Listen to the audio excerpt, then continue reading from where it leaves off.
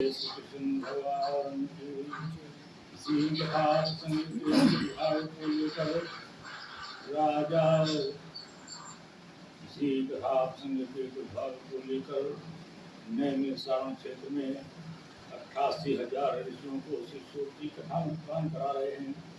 इसी कथा संग के भाव को लेकर राजा परीक्षित श्री सुखदेव जी को कथा प्रदान करा रहे हैं। यहाँ पर सुंदर सुंदर बालों के सोने खुले हुए हैं।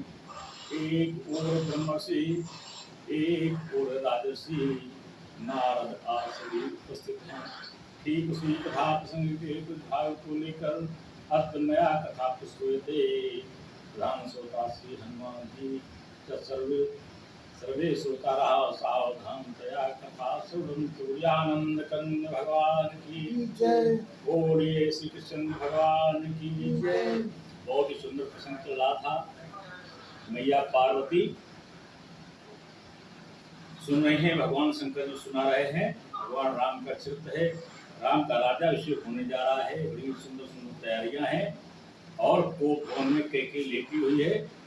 दशरथ जी पहुंचे हुए हैं और दशरथ जी ने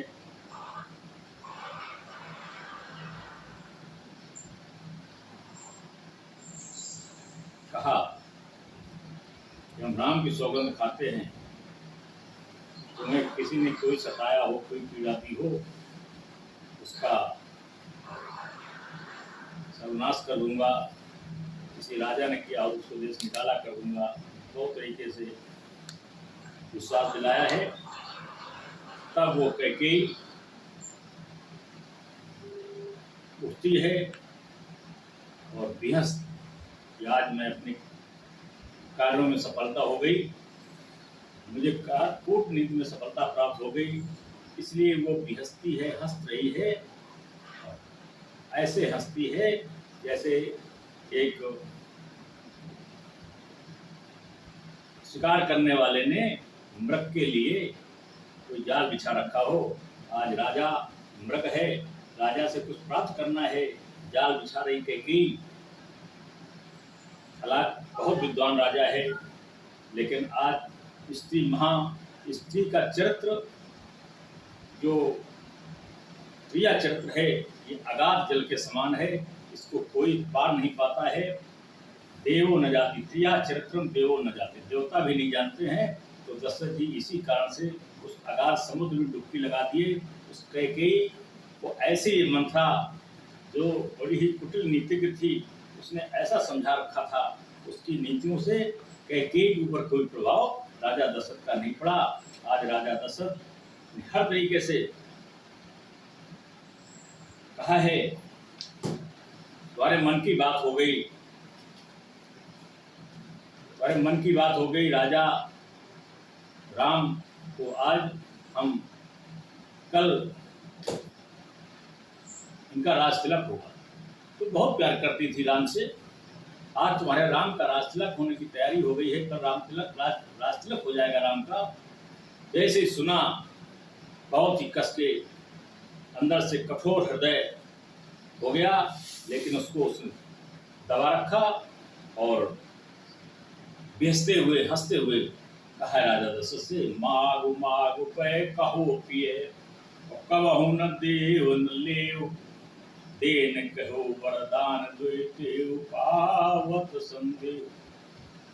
बार बार मांगने की बात करते हो और कभी कुछ न देते हो न लेते हो, केवल मांगने की बात करते हो, दुनिया की दिलासा दिलाते हो। देने कहो वरदान दो वरदान देने के लिए कहा था, याद कर लो। वो आज तक वरदान नहीं दिए हैं और बार बार देने की बात करते हो। ऐसे व्यंग्य करते हुए कैकेयी ने राजा दशरथ से, अपने पति से, दो वरदानों को याद दिलाया। जाने मरम राव हंस कहा ये, तुम्हें कुहार परम प्रिय आहाई। राजा ने समझा कि ये इसको दो वरदान की चिंता है, मैं मर्म जान गया, इसको दो वरदान के 4 वरदान दे देता हूँ, और इसलिए ये कोप होंगे। राजा नहीं समझ पाया उसकी नीति को, मन में सोचता है कि मैं जान गया हूँ, तो कहा प्रिय तुमसे ज्यादा हमारा करीबी कोई नहीं है, तुमसे ज्यादा हमारा प्रिय कोई नहीं है। हाथी राखे न मागी हुए काऊ, विसर गयो मोहि घोर स्वभाव। मेरा स्वभाव है भूल जाना, इसलिए मैं भूल गया हूँ। और तुम्हारे जो दो वरदान है हाथी के समान मेरे पास रखे हुए हैं, आपने कभी मांगे नहीं, मांगोगे तो दो दे तुरंत दे दूंगा। झूठ हम ही दोष जन देहु, दुई कह चार मागे मकुले हो। ये झूठ होने का दोष मत देना, दो की जगह तुम चार वरदान मांग लो। रघुकुल रीत सदा चले आई, प्राण जाई जाहु पर वचन न जाई। प्राण रघुकुल जा सकते हैं पर वचन से पीछे रघुकुल कभी नहीं हटते। तुम दो की जगह चार वरदान मांग लो, लेकिन झूठा कर हमको दोष मत दो। नहीं असत सम पातक कुंजा, और गिर सम होय कोट के गुंजा। असत से बड़ा कोई पाप नहीं है। सत्य मूल सब सुकृत सुहाए, वेद पुराण विदित मनु गाय। वेद पुराण में मनु ने सब गाया है। सत्य मूल सब सुकृत हैं, सभी सुंदर हैं।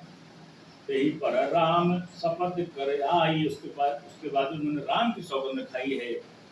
सुकृत स्नेह अवध रघुराई, सुकृत स्नेह अवध रघुराई है। बात लड़ाई कुमत हस बोली, कुमत कुबिय कुबिय विहग कुल है जन खोली। फिर उसने बड़ी दृढ़ता से बात को बनाते हुए काहे भूप मनोरथ सुभगवन, सुख सुविहंग समाज। बिल्लिन जिम क्षाणम चाते बचन भयंकर आज। आज वो सब कहना चाहती है जो भयंकर बाण हैं जैसे बाज को लगने वाले हैं। आज राजा समझ नहीं पा रहा है, राजा मनोरथ को पूर्ण करने के लिए वरदान देने के लिए तैयार है, और कैकी ऐसा वरदान मांगने वाली है, ऐसे दो बाण छोड़ने वाली है जो सीधे भयंकर बाज को गिराने वाली है। आज राजा दशरथ उन बाणों को सहन नहीं कर पाएंगे, ऐसे दो बाण बोलने वाली है, या तो जो वरदान है वही दो बाण है।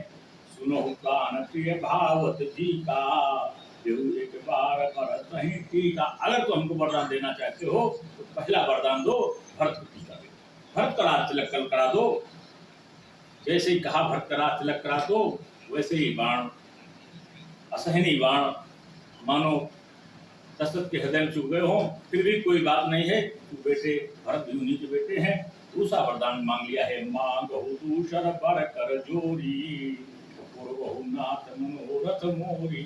दूसरा वरदान हमको दीजिए, जिससे हमारे सारे